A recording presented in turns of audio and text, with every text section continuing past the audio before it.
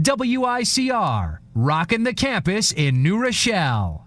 Broadcasting from the basement of La Penta, it's WICR. WICR yesterday. All right, guys, we're back for one last dance of the three-man weave. You guys ready? So like I alluded to in the previous segment, we're going to talk about these Los Angeles Clippers. Right now, they're in a scary position. You know, we're looking at their next remaining, well, not their remaining, but their next 15 games on their schedule. 11 out of 15 of these teams have winning records. 11 out of 15. You know, we look at their next few games here. We got the Rockets, we got the Spurs, we got Sacramento, Memphis, Rockets again, Memphis again, Bulls, Blazers. Like, right now, they have their leading scorer and second leading assist player in Blake Griffin being out anywhere from 10 days to 6 weeks. That's a lot of time. And then on top of that, right now they're currently seeded 6th in the highly competitive Western Conference, and just around 4 games removed from the 8th spot, which honestly could be a week's worth of games. One more funk and they could be gone. So we're going to talk about this right now. You know, we got the father and son situation over there. You know, Doc, the executive, made some moves to get his son, and it's not really panning out too well. You know, Austin's been averaging 6.8 points per game. And that win over Dallas, impressive win nonetheless. Oh, yeah, definitely, yeah. He did go 2 for 9, ending the game with 0 assists and just 5 points. So, guys, who wants to get this party started between you two? All right, when you talk about Blake Griffin, you got to talk about his contributions to the Clippers as a unit. Like you said, he's their first leading scorer, second leading assist man, averaging around 5 assists a game. That's very rare that's very rare for you to see around a power forward. To drop 5 dimes on you like that. And I was reading an article this morning, and they're talking about without Blake Griffin, the Clippers moved from second in offensive efficiency to 24, which is crazy. Like, how's that's how impactful Blake Griffin is for the squad. Yeah. To have them at second, and without him, they're on 24. Oh man, that's something else to hear. Talk about an impact. Yeah, it's looking very slim for the Clippers. It's still indefinite about his injury, I believe, about how long he'll be out. The rumors were talking about 10 days to 6 weeks. That's very crucial for this team, and especially when you talk about the Western Conference and how low they already are. I mean, nobody's really safe in the Western Conference anyway, but I just think that losing one of your top players is a real downfall. You think about the Clippers and you think about the teams that they might play against without Blake Griffin, and I'm gonna just throw a number out. Say I said 6. You think about the Suns, who are, I believe, you talk about the Suns. You have the Nuggets, you have the Jazz, you have the Pelicans, and then the Spurs, and then the Nets. That's about the teams that they will be playing next. A lot of them are going to be hard teams to play against. I was listening to an analyst, and he was talking about how the Clippers they don't have a sense of urgency. They don't have a sense of urgency to win a championship. They have a championship team once Chris Paul got there.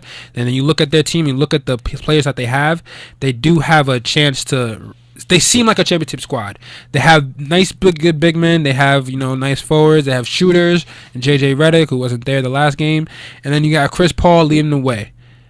But without Blake Griffin, like you said, from 2 to 24, which is a crazy stat for anybody to bring about with their offense, with their offense efficiency. It just shows that they're not gonna last. And once again, how well they want to really pressure to win a championship. There's no urgency in their game.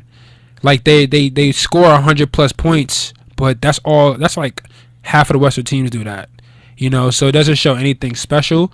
You talk about Blake Griffin, you just lost size. And then you have, you just lost size there. Unfortunately, with the game before that they had against Dallas, that was just huge for Jordan to have 27 rebounds. Yeah. That was just something else. I just know that Dirk Nowitzki, Season high. Yeah, he doesn't season high for the season. And I try to look back. And see who was the highest for rebounds, and I was looking at Bill Russell and Will Chamberlain, and I was like 50s and 40s. Yeah. So I was like, I thought he was close. I was like 27. That's a lot, but he's nowhere up there. But I just think that the Clippers might tank. You think that the Clippers might tank? I think the Clippers might tank. You think about Durant really putting on a show the last game, having 7 points. 7 3-pointers in the game. And then he's coming back. And if him and Westbrook could come back together, they could probably work their way, staying at a good pace in the playoffs, and they could overtake the Clippers. That's how I see that happening, especially after getting used to the flow and having an All-Star game, boosting up their self-esteem. And then once they get back on it, and if Durant stays healthy, they could take the Clippers. And just in that setting, I feel like the Clippers are going to fall down. And just over time. I feel like hopefully that Jordan doesn't get overworked because he will be the only big man. And I think that's the one downfall. 27 rebounds was just a lot. I don't know if he could do it again and still be efficient, but we'll see. Yeah, that's very feasible. Because now that you mention it, Blake Griffin, leading scorer. That puts more pressure on, the Chris Pauls of the world to, be more aggressive. Yeah. Jamal Crawford. Jamal Crawford. Yeah. A lot of the scoring burden is now on him. You think about it, Blake Griffin, omitting him, who can do a lot of creative things with the basketball, as we've seen. It's a shock to see how he's transitioned his game and how he's improved, just in terms of his offensive capability. But gentlemen, this right here is a scare. This is no Eastern Conference where you drop out of 500, you'll make the playoffs anyway. This ain't that type of atmosphere. Right now, it's clutch time for these Clippers. The playoffs didn't even start yet, but it's feeling just about that time for them. It really is.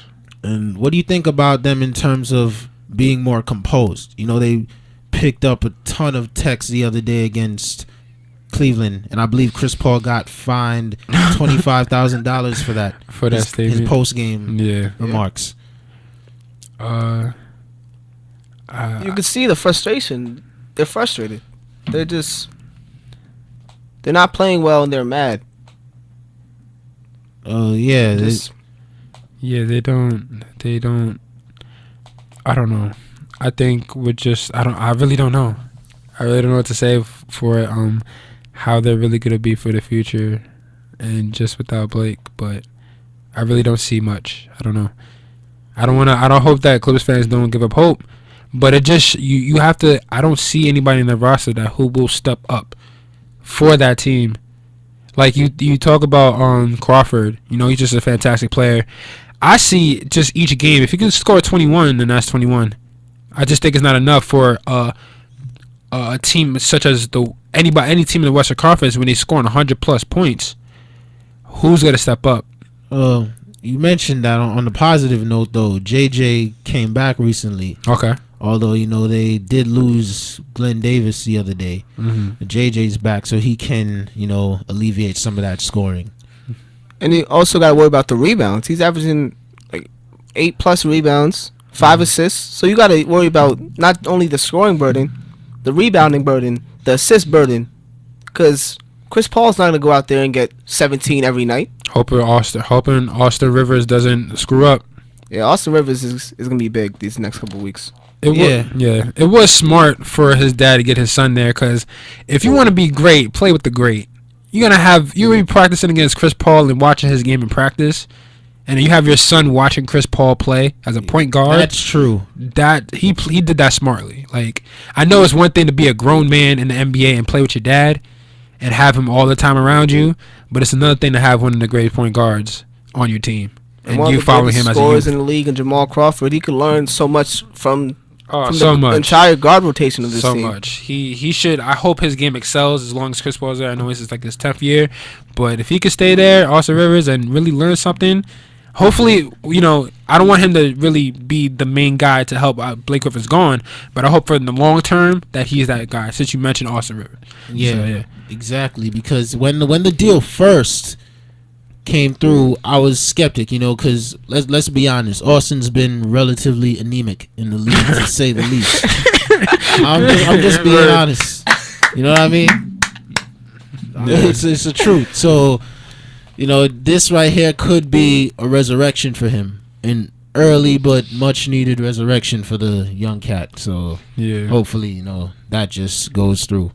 Yeah, I just had one more comment that I said I messed up about when I was reading stuff about the Clippers. I would just like to say their schedule is harder than I thought.